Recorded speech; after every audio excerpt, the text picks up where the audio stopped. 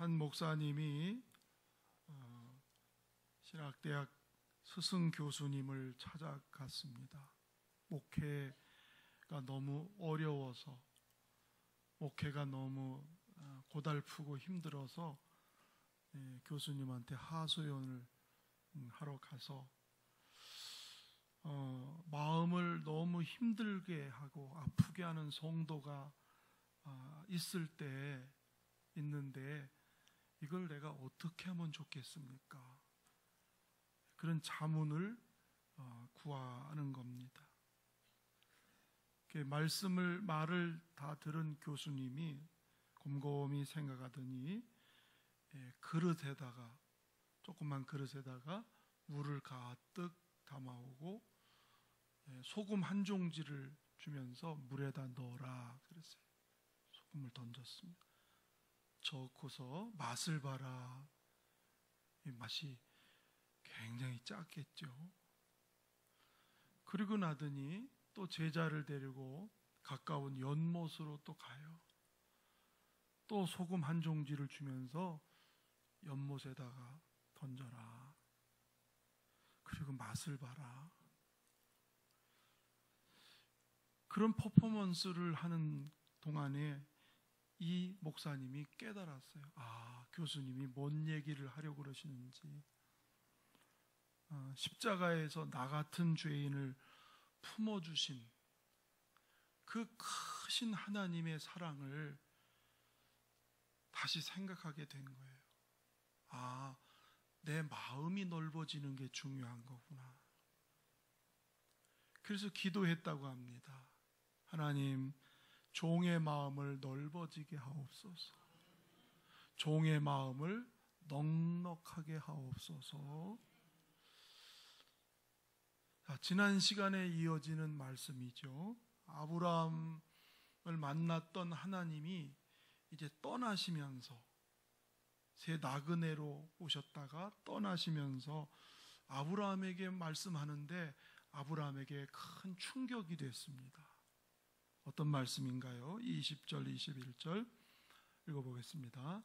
여호와께서 또 이르시되 소돔과 고모라에 대한 부르짖음이 크고 그 죄악이 심히 무거우니 이제 내려가서 그 모든 행한 것이 과연 내게 들린 부르짖음과 같은지 그렇지 않은지 내가 보고 알려 하노라.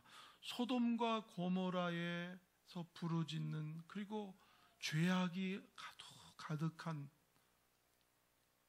그걸 아시고 내가 그것을 한번 직접 보러 간다.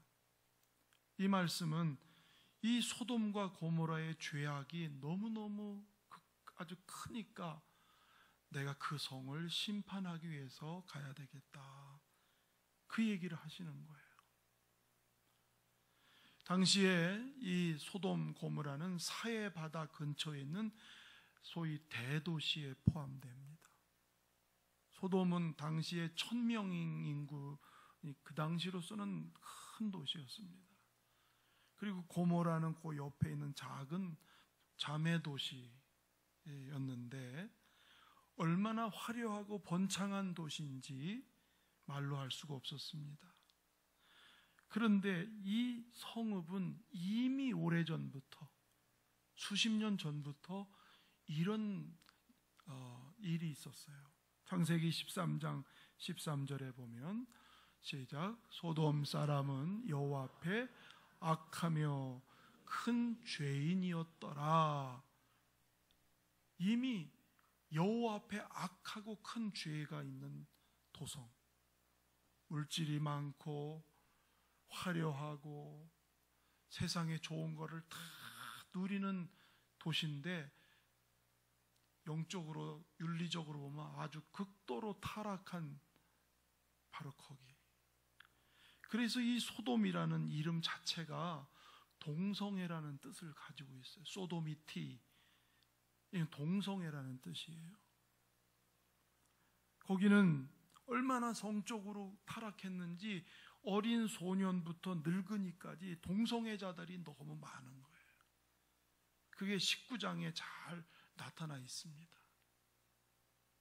4,000년 전, 지금부터 4,000년 전에 성적인 타락이 말로 할 수 없는 이 성, 하나님의 창조 질서를 깨트린 비정상적인 성적 문제들로 이 소돔성이 완전히 악한 도시가 돼서, 그러니까 하나님은 심판하신다는 거지. 심판하시려고 갑니다. 자, 그 말을 들은 아브라함이 충격이 됐던 것은 그 소돔성에 20년 전에 헤어졌던 유일한 자기 조카와 가족이 그 성에 살고 있다는 거지요. 둘이 헤어지면서 이 조카는 소돔이 물도 많고 돈도 많고 사람도 많으니까 저기 가면 내가 성공하겠다 해서 마음을 뺏겨서 그곳으로 다 내려간 겁니다. 20년 지났으니 어떻게 됐을까? 조카 가족들은 어떻게 됐을까? 이 음란한 도시에 사는 우리 조카의 가정은 어떻게 됐을까? 그런 생각을 들면서 하나님이 이 소돔과 고모라를 이미 심판할 결단을 하신 거예요. 그러면서 천사 둘을 미리 보내시는 이 말을 들은 아브라함이 애간장이 녹죠.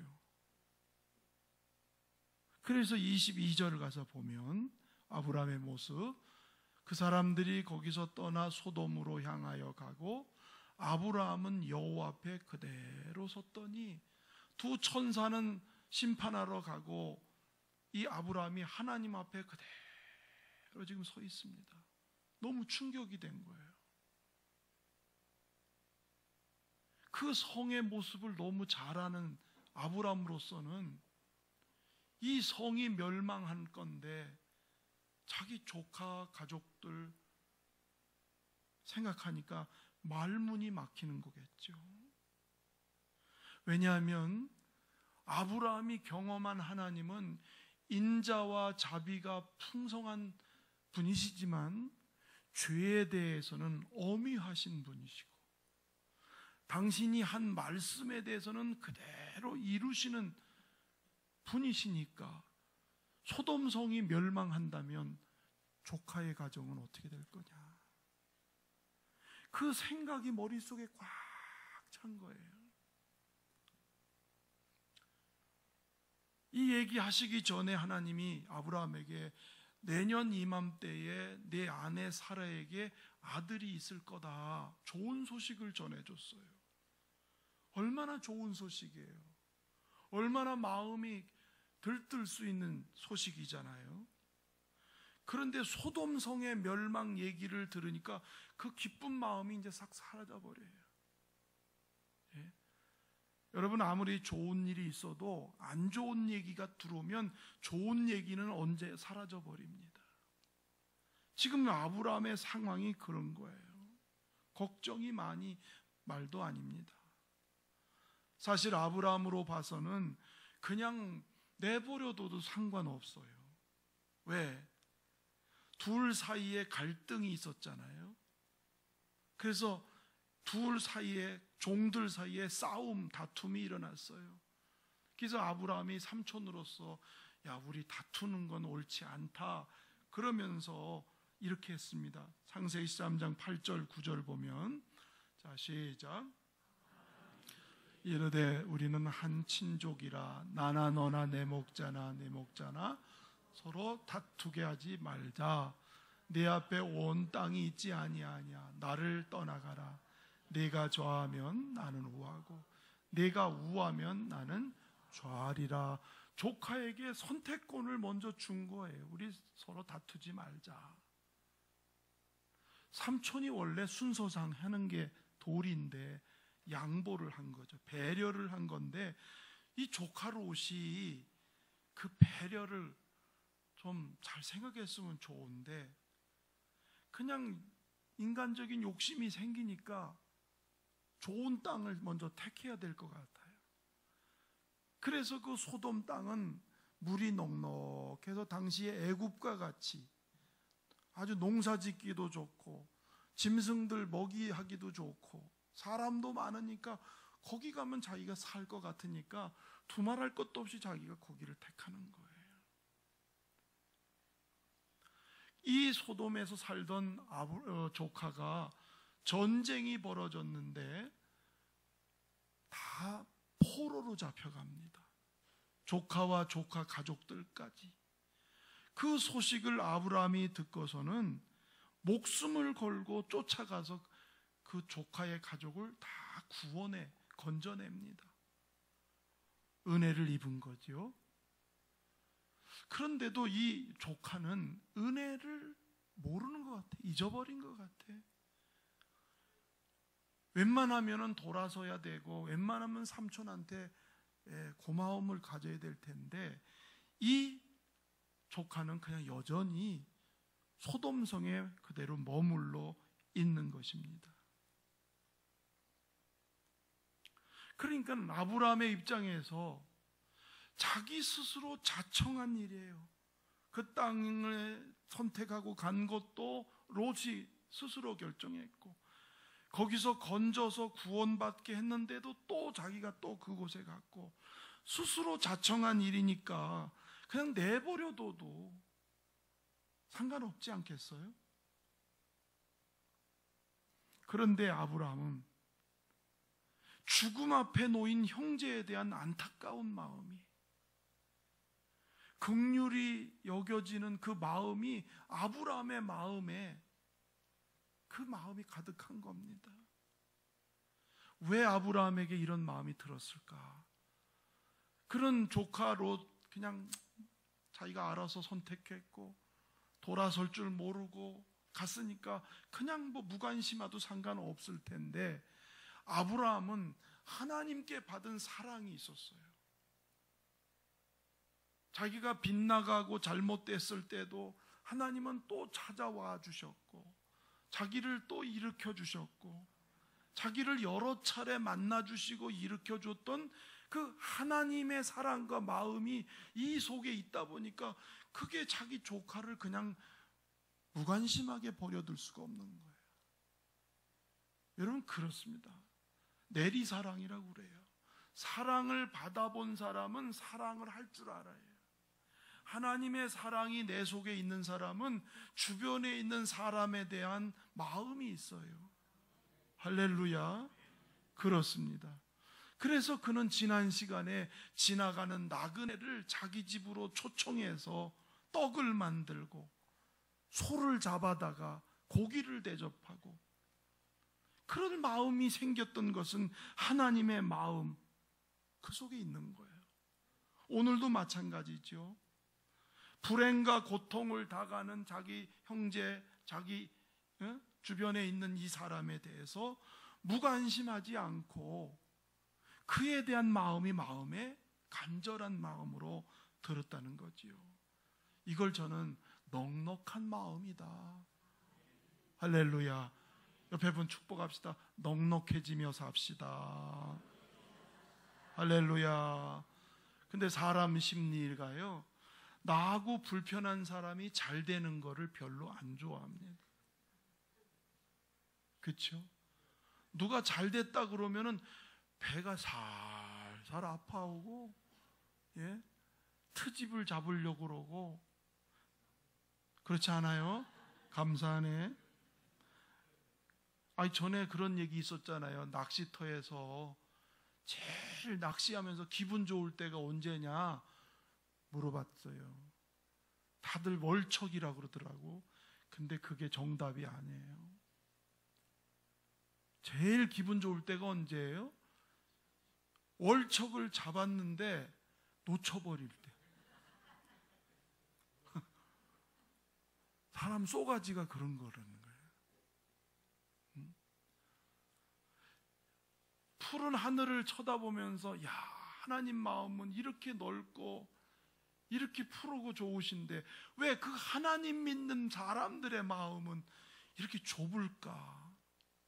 왜 아웅다웅하고 물고 뜯고 마음이 너무 좁아 있는 거예요. 하나님을 거역하고 범죄 가운데 빠진 우리를 사랑하신 하나님은 십자가를 통해서 우리를 품어주셨죠. 우리를 품어주셨어요.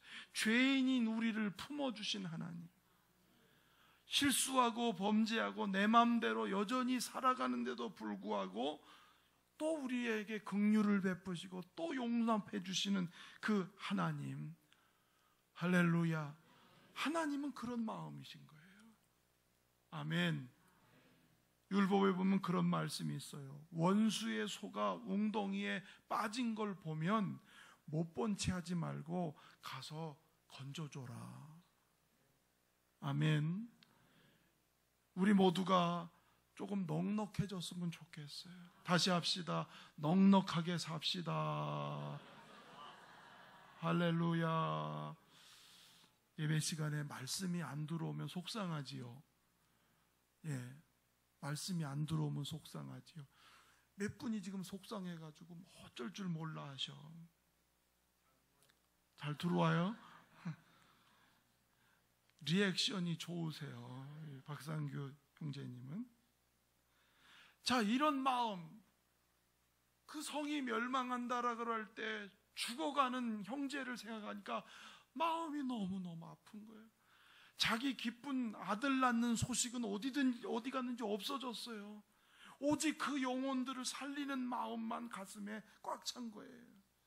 이게 넉넉하고 큰 마음이거든요. 할렐루야. 그래서 하나님 앞에 섰다가 아브라함이 내가 할 일이 한 가지 있다. 23절 24절 읽어보겠습니다. 시작. 주께서 의인을 악인과 함께 멸하려 하시나이까. 그 성 중에 의인 50명이 있을지라도 주께서 그곳을 멸하시고 그 50의인을 위하여 용서하지 아니하시리까. 할렐루야. 주님께 가까이 나아갑니다. 하나님께 가까이 가는 게 복이라는 걸 아브라함은 무수히 경험했어요. 여러분도 주님과 가까워지시기를 바랍니다. 주님과 가까워진다는 것은 주님 앞에 나와서 기도한다는 거예요. 오늘 아브라함은 하나님 앞에 간청합니다. 하나님, 악인과 의인을 같이 심판하면 그건 아니지 않습니까? 그 성에 의인 50명이 있어도 심판한다면 그건 아니지 않습니까? 하나님을 설득하는 기도를, 이걸 탄원한다고 그래요. 예. 최선의 선택이에요, 아브라함에게는. 지금 자기가 할 일은, 하나님은 이미 심판할 결정을 가셨기 때문에 이걸 어떻게 해볼 수가 없잖아. 하나님께 탄원하면서 기도하는데, 이건 조카를 넘어서 소돔성 전체를 위한 중보 기도를 하고 있는 모습이지요. 성숙함과 넉넉함의 모습이 중보 기도예요. 아멘. 자기를 위한 기도가 아니었습니다. 내 가정, 자식이 잘 되고 내 사업이 성공하고 내 소원을 가지고 기도한 게 아니었어요. 하나님, 그 성을 멸망하겠습니까? 의인이 있어도 심판하시겠습니까?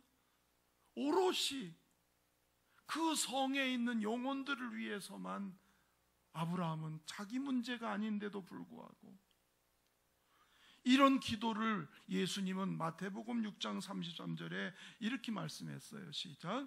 그런즉 너희는 먼저 그의 나라와 그의 의를 구하라. 그리하면 모든 것을 너희에게 더하시라. 그의 나라와 그의 의를 구하라. 하나님의 통치와 하나님의 뜻을 위해서 기도해라. 그러면 나머지는 더하여 주겠다.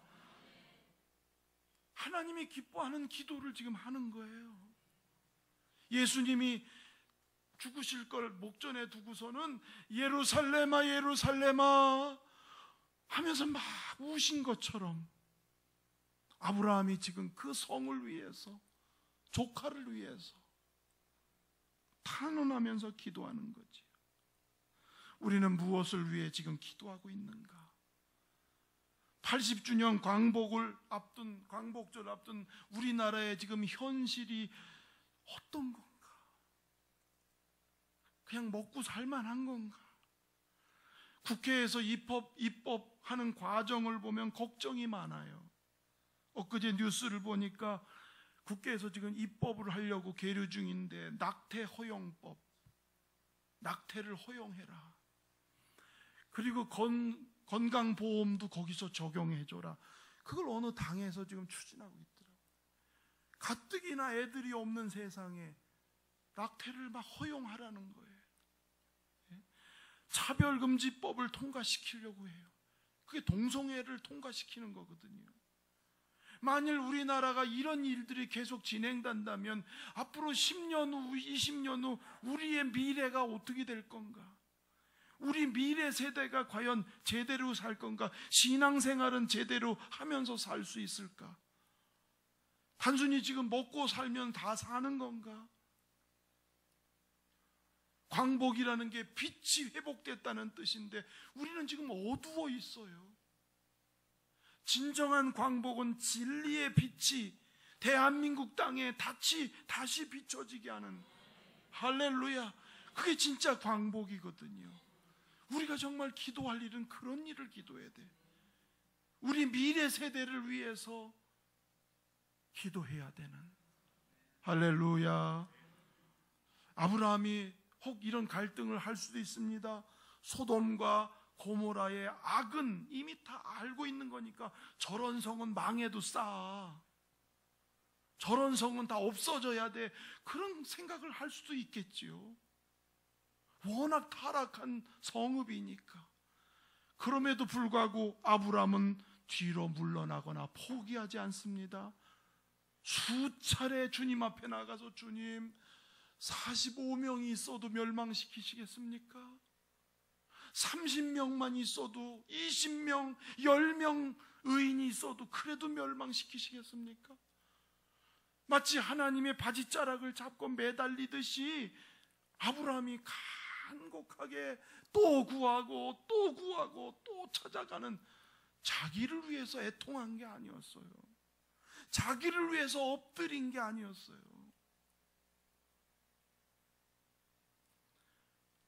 소돔성이 멸망을 피할 명분은 없어요. 그런데 하나님의 이름 때문에 25절 가서 읽어보시면, 자, 시작.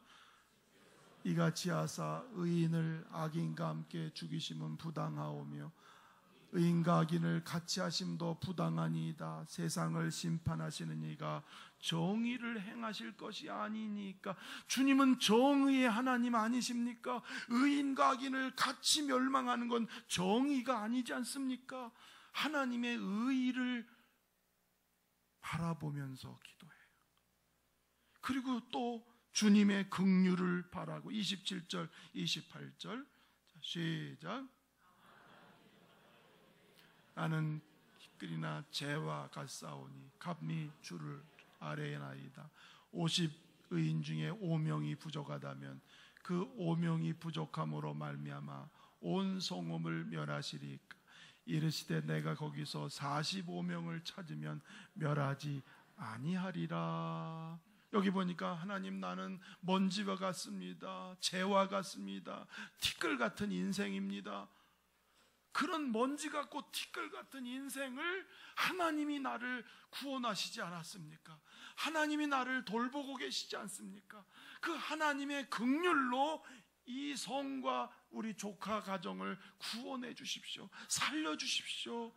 그렇게 기도하는 거예요. 하나님이 살려달라고 기도하는 아브라함이 얼마나 기특한지, 예?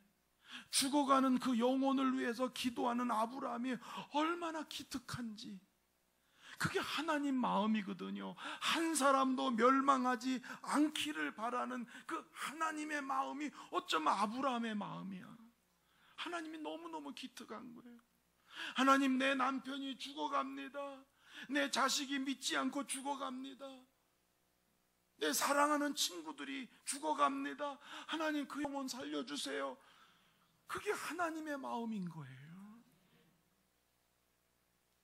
하나님이 기특하니까 기도를 들어주세요. 26절 읽어보겠습니다. 시작. 소돔 성읍 가운데서 의인 50명을 찾으면 그들을 위하여 온 지역을 용서하리라. 그래, 네 말대로 내가 용서하겠다. 그 다음 절에 가보면 그래, 내가 멸하지 않겠다. 알았어, 내 말대로 내가 그들을 심판하지 않겠다. 계속 아브라함이 요청하는 대로, 알았어, 내가 네 기도대로 할게. 네가 청하는 대로 할게. 너무너무 기특한 거예요. 다른 영혼을 위해서, 고통당하는 사람을 위해서 기도하고 손을 내밀고 다가가는 그 모습이 주님의 마음을 닮은 넉넉한 마음이기에. 창세기 19장 29절 결론적인 겁니다. 시작.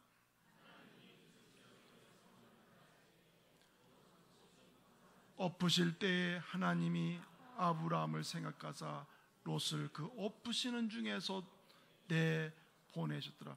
의인이 없으니까 결국은 심판을 내, 불과 유황으로 소돔 고모라가 망하는데, 거기서 롯만큼은 하나님이 쏙 빼서 건져내세요. 누구 때문에? 아브라함 생각해서. 저는 그걸 경험했어요. 이단에 빠져있는 지인을 위해서 기도, 하나님, 근데 이 생각이 나더라고. 근데 하나님이 어쩜 그 사람만 쏙 뽑아서 살려주시더라고. 여러분, 아브라함의 넉넉한 마음, 아브라함의 넉넉한 기도, 주님이 감동하신 것이죠. 이게 작은 게 아니에요. 한 사람의 넉넉함이라는 게 작은 게 아니에요. 나 하나 꽃 피어라는 노래가 있습니다. 이렇게 돼 있어요. 나 하나 꽃을 피운다고 넓은 벌판이 달라지겠냐고 체념할 수 있습니다. 나 하나 물든다고 온 산이 달라지겠냐고 비관할 수 있습니다. 그러나 한 사람 개개인이 자기 자리에서 꽃을 피우면 결국 온 들이 꽃밭으로 변할 수 있을 것이고, 각자 있는 자리에서 물들면 결국 온 산이 황홀한 단풍으로 물들게 될 것입니다. 한 사람, 넉넉한 한 사람. 아멘. 한 사람, 아브라함이 기도했습니다. 한 사람, 우리가 기도하면 대한민국에 무슨 변화가 올지, 나 한 사람이 주를 위해서 헌신하면 하나님의 교회에 어떤 기적이 일어날지, 그건 상상할 수 없는 거지요. 한 사람이 넉넉해지면 세상이 달라집니다. 물고 뜯고 싸우고 죽이고 시기하고 질투하는 이 세상이 나 한 사람이 넉넉해져야 세상을 바꿀 수가 있어요. 나 하나가 넉넉해져야 교회가 화평해질 수가 있어요. 아멘. 한번 합시다. 넉넉해지면 분명 좋은 일이 있을 거다. 인사합시다. 시작.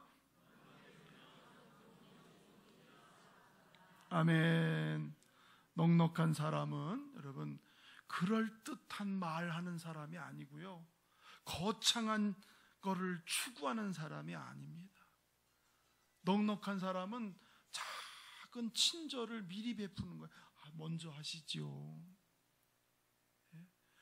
넉넉한 사람은 말을, 작은 사소한 말인데 그걸 사소하지 않게 하는 거예요. 아우, 안녕하세요, 잘 먹었습니다, 감사합니다, 미안합니다, 은혜입니다. 야, 여기는 넉넉하지 않아서 아멘을 안 해. 아니, 이런 얘기하면 아멘 하고 이게 해야 되는 타이밍이거든요. 다시 할게요. 안녕하세요, 잘 먹었습니다, 감사합니다, 미안합니다, 은혜입니다. 그거 사소한 얘기지만 그게 사소한 게 아니에요. 짧고 간단한 말이 다른 사람에게 행복을 주기도 하고 상처를 주기도 하고, 30초 말한 게 30년을 그게 영향을 끼쳐요. 근데 사람이 사소한 말에 그걸 안 할 때가 많아요. 근데 가만히 보면 신사는 어떤 사람이냐, 제가 외국에 오래 산 사람이 그러더라고요. 신사는요, 평범하게 사소한 말을 자꾸 이렇게 표현할 줄 아는 사람. 식당에 가서 일하는 사람들한테 아우 수고 많으세요. 뭐 하나 갖다 주면 아우 너무 고마워요. 예? 뭘 고마워? 그 사람도 돈 받고 하는 일인데. 그러는 사람은 속이 좁은 사람이요. 작은 거 하나를, 작지만 그거를 할 줄 아는 사람이 넉넉한 마음이 있으니까 그 사람의 수고, 그 사람의 봉사를 귀하게 볼 줄 아는, 그게 넉넉한 마음 아니겠습니까? 할렐루야. 사람도 작은 말에 넉넉한데 그런 감동을 받는데, 하물며 하나님이 이 아브라함처럼 넉넉한 마음을 표한다면, 그래서 하나님이 아브라함을 친구로 삼았어요. 복의 통로로 삼았어요. 아멘. 얼마나 하나님 마음이 감동이 됐으면, 너 나를 꼭 닮았구나. 어? 고통하고 멸망하는 그 영혼에 대해서 무관심하지 않고 나를 닮았구나. 그런 거예요. 우리 교회를 어떤 분이 대교회라고 그러더라고요. 대교회. 어떠세요? 대교회. 그냥 아멘 하지 말고요. 제가 웃었어요. 뭔 대교회야 우리가. 대교회가 건물이 커야 됩니까? 대교회가 교인이 많아야 됩니까? 대교회가 좀 돈 많고 유력한 사람이 많아야 대교회입니까? 그건 세속적인 평가예요. 주님 보시기에 대교회는 넉넉한 마음이 있는 사람이에요. 아멘. 제가 사실 지난 주일 밤 선교 예배 때 예정이 없었던 거예요. 오토바이 광고했죠. 선교지 오토바이가 없다고. 예정이 없었어요. 선교사님도 놀랐어요. 그런 광고할지를. 이 말을 왜 듣게 하실까 하나님. 그 말이, 하나님 이게 왜 내가 이 말을 들어야 돼요. 기도했어요. 오토바이가 망가져서 못 쓰게 돼서 한 목회자가 6, 7개 교회를 관리하고 그들을 쫓아다녀야 되고, 차가 없는데 그게 망가져서 꼼짝달짝 못하고, 걸어가면 3시간 4시간 걸어가는, 얼마나 시급하면 저렇게 선교사가 마음 답답하니까 그냥 푸념처럼 털어놓는 거예요. 근데 제 생각은 이 얘기를 성도들한테 한번 해야 되나. 우리 교회 헌당도 바쁜데, 이 마음이 두 가지 마음이 있더라고. 우리 교회 헌당도 하기 바쁜데. 근데 제가 그 순간에 하나님이 기뻐하는 일이 뭔가요? 하나님이 기뻐하는 일이 뭐예요? 답이 금방 나오더라고. 야, 영혼 살리는 게 지금 중요하지 빚 갚는 게 중요하냐. 그러면서 제가 속으로 그랬어요. 하나님, 광고는 하는데 혹시 자원하는 사람 없으면 저라도 좀 용돈 모아서 한 대라도 할게요. 그러는 마음으로 광고를 했는데 놀랍게도 5사람이 자원했어요. 오토바이는 7대가 나왔어요. 별로 안 놀라시네. 와. 내가 선교사한테 그랬어요. 선교사님이 3대가 망가졌다는데 이게 막 7대가 나왔네요. 그랬더니 사실 돈이 없어서 못 사주지, 사줄 때는 너무 많다는 거예요. 돈이 없어서 지금 못 사주지. 그러면서 선교사님이 하는 말이 32년 선교 역사에 이런 기적이 없었다. 32년 역사 속에 예배당 짓고 지하수 파는 교인들은 있었어도 자기가 오토바이 좀 사주세요 그 소리는 못했대요. 그런데 놀래서 가셨어요. 선교 역사를 새로 쓴다고. 그래서 제가 가만히 보면 이게 진짜 대교회인가 보다. 예? 교회는 작아도 넉넉한 마음으로 나누어 줄 수 있는 교회. 그래서 저는 이게 입당 때는 우리 임직자들이 마중물 헌금으로 예배당 짓더니 이제는 헌당의 마중물로 오토바이를 드리는 건가? 예? 헌당의 마중물이 되지 않을까. 할렐루야. 말씀을 맺겠습니다. 우리가 주님께 받은 사랑은 어떤 겁니까? 과연 십자가의 사랑은 어떤 겁니까? 측량은 할 수 있나요? 십자가의 사랑을 갚을 수는 있나요? 주님이 내게 준 사랑은 도대체 어떤 사랑인가요?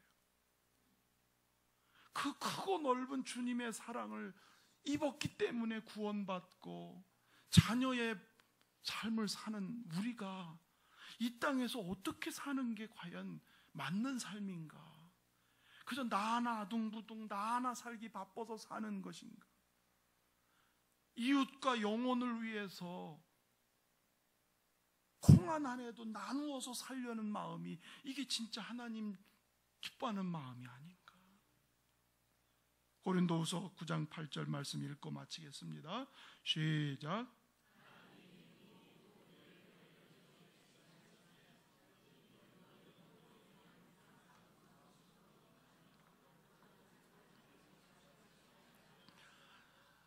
모든 착한 일을 넘치게 하게 하려 하심이라. 착한 일은 뭐예요? 사람 살리는 일이지요. 그래서 우리는 하나님 마음을 이 속에 담아가지고요, 이 세상에 살면서 내가 다른 영혼을 위해서, 고통하는 영혼을 위해서 손도 먼저 내밀고, 작은 친절도 자꾸 베풀고, 먼저 양보하고, 나눌 수 있으면 쪼개서라도 나눠서 주고, 그게 하나님 닮은 마음이지요. 넉넉한 사람을 주님은 친구로 삼아주세요. 그리고 복의 통로로 쓰십니다.